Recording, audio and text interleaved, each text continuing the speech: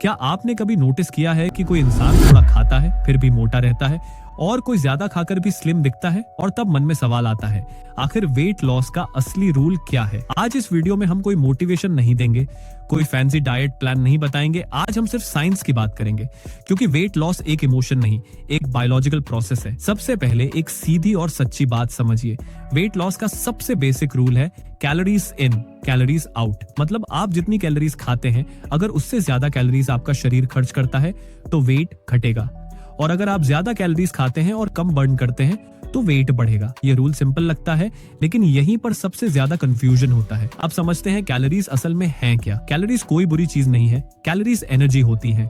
आप जो भी खाते हैं, कार्बोहाइड्रेट्स, फैट्स, प्रोटीन्स, सब कैलोरीज देते हैं।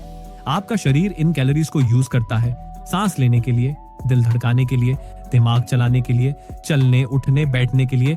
ये सब मिलकर कहलाता है बेसल मेटाबॉलिक रेट, यानी BMR। मतलब आप बिस्तर पर पूरे दिन लेटे रहें तब भी आपका शरीर कैलोरीज बर्न कर रहा होता है। अब प्रॉब्लम कहां आती है? प्रॉब्लम तब आती है जब हम जितनी कैलोरीज खाते हैं उससे कम कैलोरीज बर्न करते हैं। एक्स्ट्रा कैलोरीज बॉडी में फैट बनकर स्टोर हो जाती है। यही फैट धीरे धीरे वेट बढ़ाता है।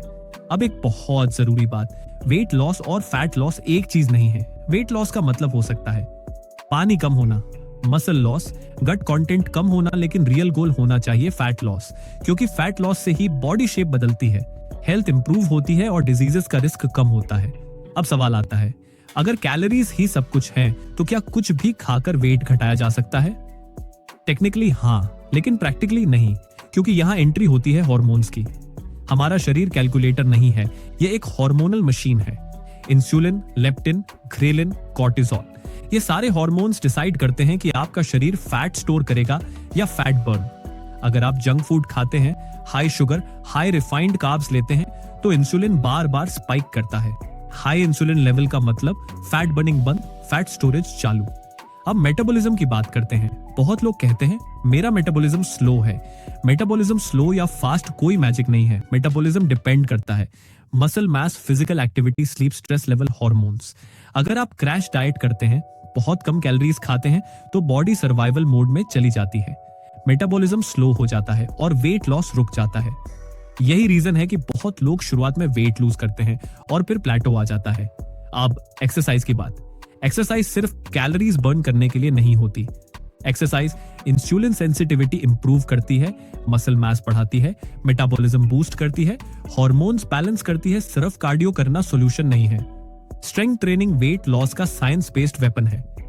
अब एक बड़ा मिथ क्लियर करते हैं, भूखे रहने से वेट फास्ट घटता है। भूखे रहने से शरीर फैट नहीं, मसल तोड़ता है। मसल लॉस बराबर स्लो मेटाबॉलिज्म, और स्लो मेटाबॉलिज्म बराबर फ्यूचर में वेट गेन। अब समझिए स्मार्ट वेट लॉस क्या है।